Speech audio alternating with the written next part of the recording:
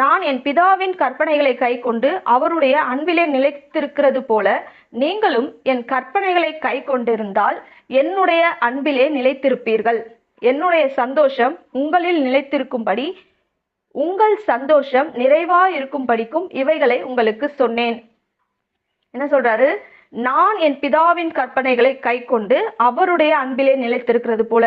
இயேசு கிறிஸ்து பிதாவின் கற்பனைகள்ல அவர் நிலைத்திருக்கிறார்.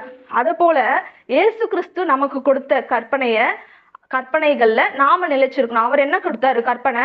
அன்பா இருக்கணும் அப்படின்றதுதான் கற்பனையே. மற்றவர்களை அன்போடு பார்க்கணும், அன்பா ட்ரீட் பண்ணணும், எல்லாரிடத்திலையும் அன்பா இருக்கணும் அப்படின்றதுதான் இயேசு கிறிஸ்து நமக்கு கொடுத்த கற்பனை.